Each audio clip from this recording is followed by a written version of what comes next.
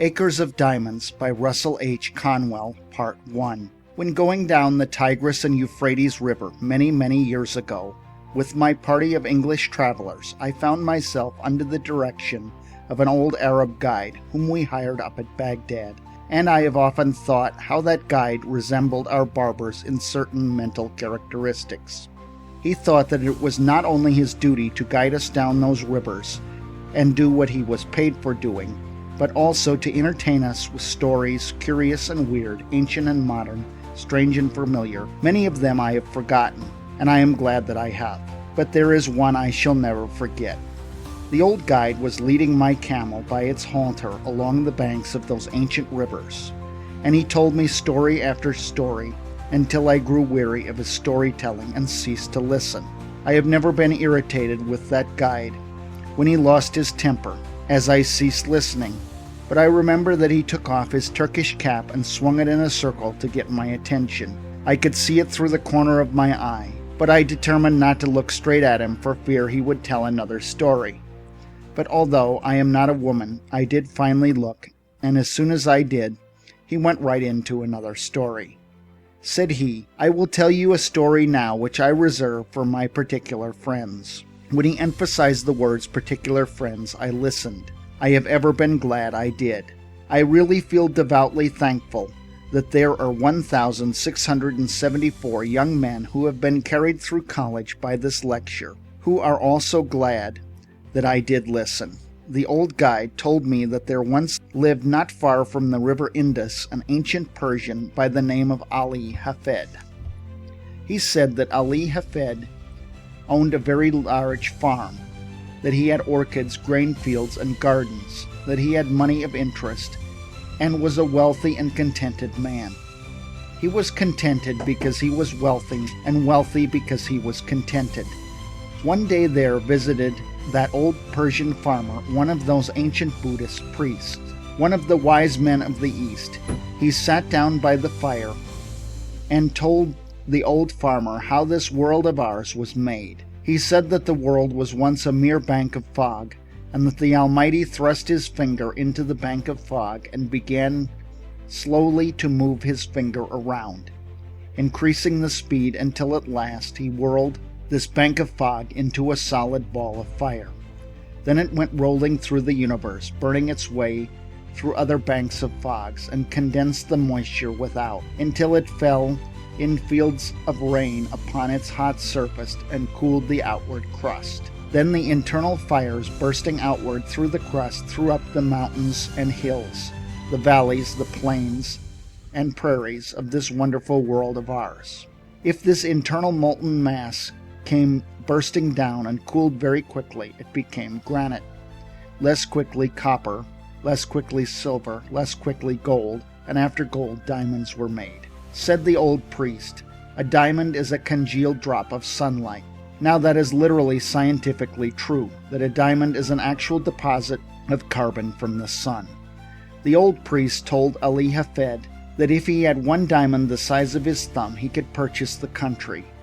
And if he had a mine of diamonds, he could place his children upon thrones through the influence of their great wealth. Ali Hafed heard all about diamonds, how much they were worth, and went to his bed that night a poor man.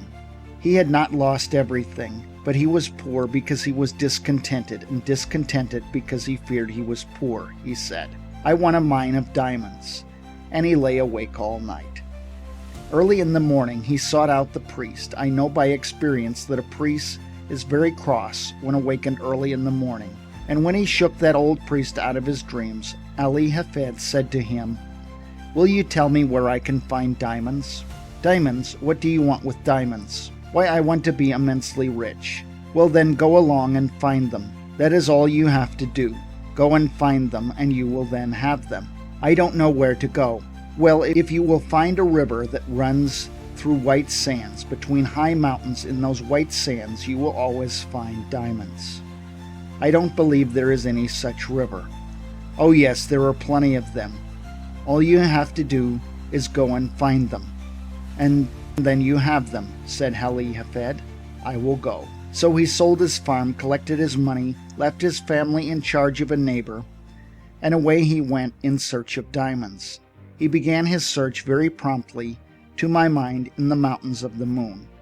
Afterwards he came around into Palestine, then wandered on into Europe, and at last, when his money was all spent and he was in rags, wretchedness, and poverty, he stood on the shore of that bay at Barcelona in Spain when a great tidal wave came rolling in between the Pillars of Hercules, and the poor, afflicted, suffering, dying man could not resist the awful temptation to cast himself into the incoming tide, and he sank beneath its foaming crest, never to rise in this life again.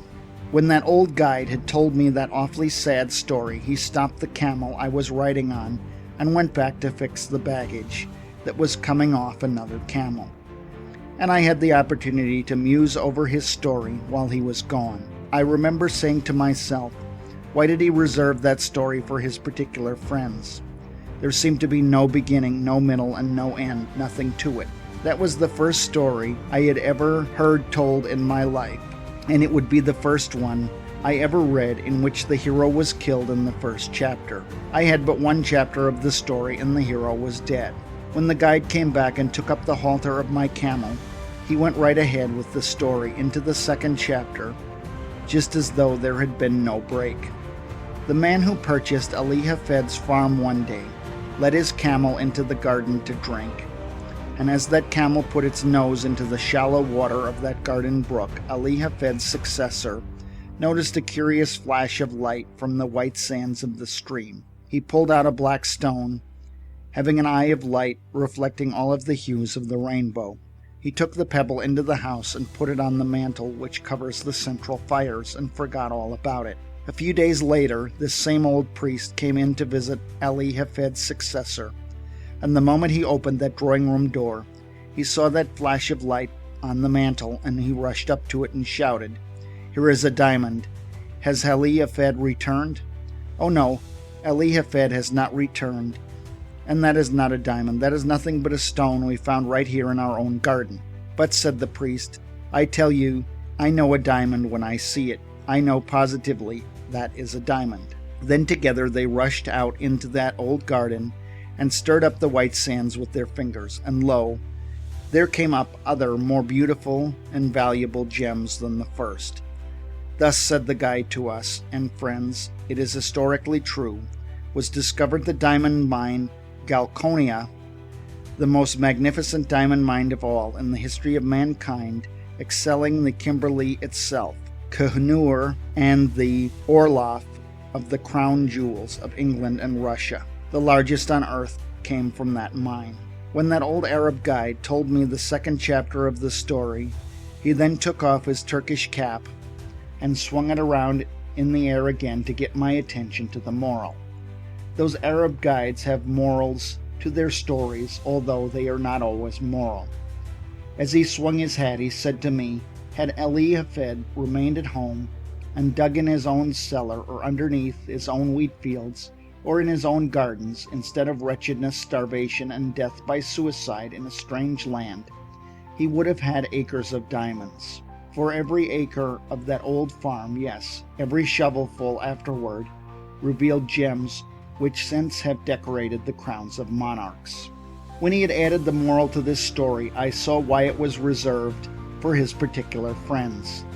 But I did not tell him I could see it. It was that mean old Arab's way of going around a thing like a lawyer, to say indirectly what he did not dare say directly, that, in his private opinion, there was a certain young man then traveling down the Tigris River that might be better at home in America. I did not tell him I could see that, but I told him his story reminded me of one, and I told it to him quick. I think I will tell it to you. I told him of a man out in California in 1847 who owned a ranch. He heard they had discovered gold in Southern California, so with a passion for gold he sold his ranch to Colonel Sutter, and away he went, never to come back. Colonel Sutter put a mill upon a stream that ran through that ranch, and one day his little girl brought some wet sand from the raceway into their home and sifted it through her fingers before the fire. And in that falling sand a visitor saw the first shining scales of real gold that were ever discovered in California. The man who had owned that ranch wanted gold, and he could have secured it with the mere taking.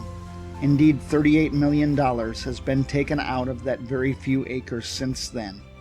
About 8 years ago, I delivered this lecture in a city that stands on that farm, and they told me that a one-third owner for years and years had been getting $120,000 in gold every 15 minutes, sleeping or waking without taxation.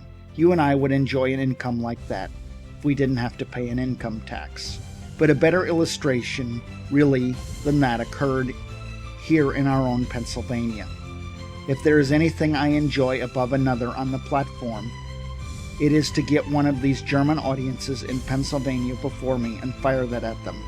And I enjoy it tonight. There was a man living in Pennsylvania, not unlike some Pennsylvanians you have seen, who owned a farm, and he did with that farm just what I should do with a farm if I owned one in Pennsylvania. He sold it.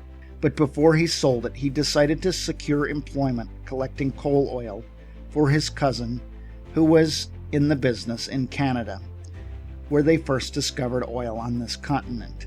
They dipped it from the running streams at that early time, so this Pennsylvania farmer wrote to his cousin asking for employment. You see, friends, this farmer was not altogether a foolish man. No, he was not. He did not leave his farm until he had something else to do. Of all of the simpletons the stars shine on, I don't know of a worse one than the man who leaves one job before he has gotten another. That has a special reference to my profession and has no reference whatever to a man seeking a divorce. When he wrote to his cousin for employment, his cousin replied, I cannot engage you in business because you know nothing about the oil business. Well then, the farmer said, I will know, and with most considerable zeal, characteristic of the students of Temple University. He sat himself at the study of the whole subject. He began away back at the second day of God's creation, when the world was covered thick and deep with that rich vegetation which has since turned into primitive beds of coal. He studied the subject until he found that the drainings really of those rich beds of coal furnished the coal oil that was worth pumping, and then he found out how it came up with the living springs. He studied until he knew what it looked like, smelled like, tasted like, how to refine it. Now he said in his letter to this cousin, I understand the oil business. The cousin answered, all right, come on. So he sold his farm, according to the county record, for $833, even money, no sense. He had scarcely gone from that place before the man who had purchased the spot went out to arrange for the watering of the cattle. He found the previous owner had gone out years before and put a plank across the brook back of the barn, edgewise, into the surface of the water just a few inches.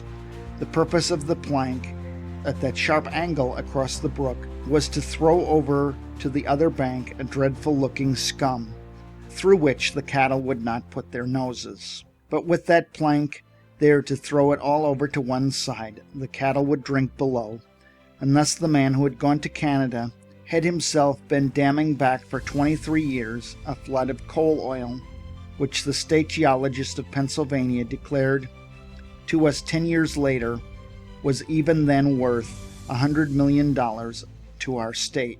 And 4 years ago, our geologist declared the discovery to be worth to our state $1,000 million. The man who owned that territory on which the city of Titusville now stands, and those Pleasantville valleys, had studied the subject from the second day of God's creation clear down to the present time.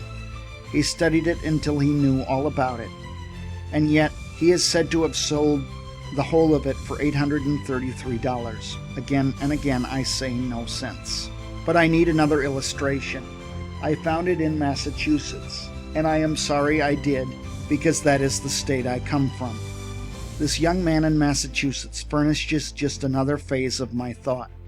He went to Yale College and studied mines and mining, and became such an adept as a mining engineer that he was employed by the authorities of the university to train students who were behind in their classes. During his senior year, he earned $15 a week for doing that work. When he graduated, they raised his pay from $15 to $45 a week, and offered him a professorship. And as soon as they did, he went right home to his mother. If they had raised that boy's pay from 15 to 15.60, he would have stayed and been proud of the place. But when they put it at $45 in one leap, he said, "Mother, I won't work for $45 a week. The idea of a man with a brain like mine working for $45 a week. Let's go out to California and stake out gold mines and silver mines and be immensely rich." Said his mother, "Now, Charlie, it is just as well to be happy as it is to be rich." "Yes," said Charlie, "but it is just as well to be rich and happy too." And they both went right about it. As he was an only son and she was a widow, of course he had his way. They always do. They sold out in Massachusetts, and instead of going to California, they went to Wisconsin, where he went into the employ of the Superior Copper Mining Company at $15 a week again, but with the proviso in his contract that he should have an interest in any mines he should discover for the company. I don't believe he ever discovered a mine, and if I am looking in the face of any stockholder of that copper company, you wish he had discovered something or other. I have friends who are not here because they could not afford a ticket, who have stock in that company at the time this young man was employed there. This young man went out there, and I have not heard a word from him. I don't know what became of him, and I don't know whether he found any mines or not, but I do not believe he ever did. But I do know the other end of the line. He had scarcely gotten out of the old homestead before the succeeding owner went out to dig potatoes. The potatoes were already growing in the ground when he bought the farm, and as the old farmer was bringing in a basket of potatoes, it hugged very tight between the ends of the stone fence. You know, in Massachusetts, our farms are nearly all stone wall.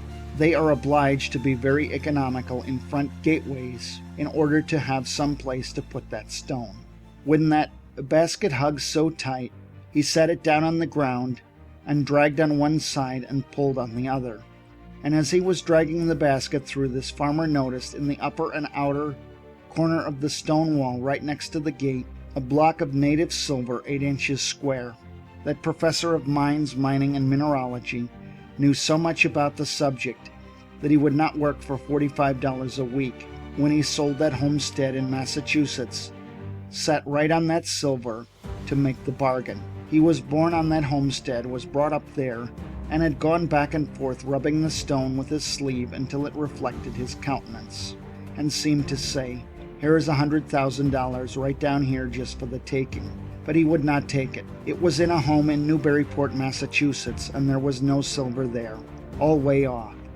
Well, I don't know where, and he did not, but anywhere else, and he was a professor of mineralogy. My friends, that mistake is very universally made, and why should we even smile at them? I often wonder what has become of him. I do not know at all, but I will tell you that I guess, as a Yankee, that he sits out there by his fireside tonight with his friends gathered around him, and he is saying to them something like, "Do you know that man Conwell who lives in Philadelphia? Oh yes, I have heard of him. Do you know that man Jones who lives in Philadelphia? Yes, I have heard of him too."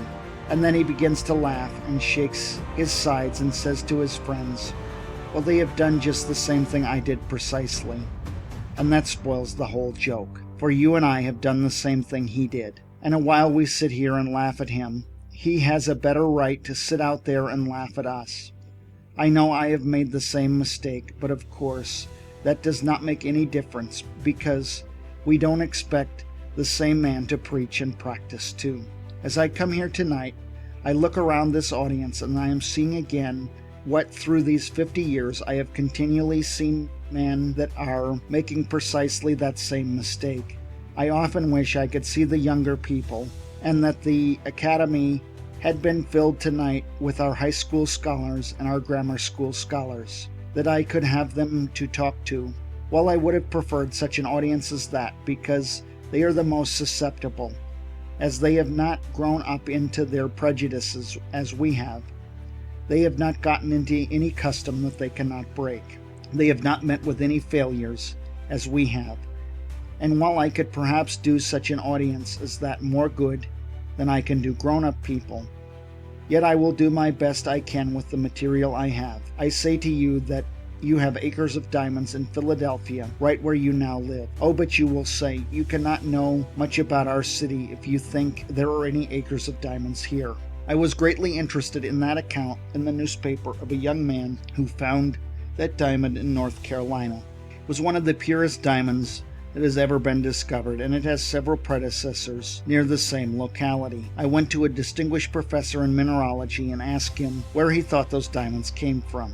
The professor secured a map of the geologic formations of our continent and traced it. He said it either went through the underlying Carboniferous strata adapted for such production westward through Ohio and the Mississippi, or in more probability came eastward through Virginia and up the shore of the Atlantic Ocean. It is a fact that diamonds were there, for they have been discovered and sold, and they were carried down there during the drift period from some northern locality. Now who can say but some person going down with his drill in Philadelphia will find some trace of a diamond mine yet down here. Oh friends, you cannot say that you are not over one of the greatest diamond mines in the world, for such a diamond as that only comes from the most profitable mines that are found on earth. End of part 1.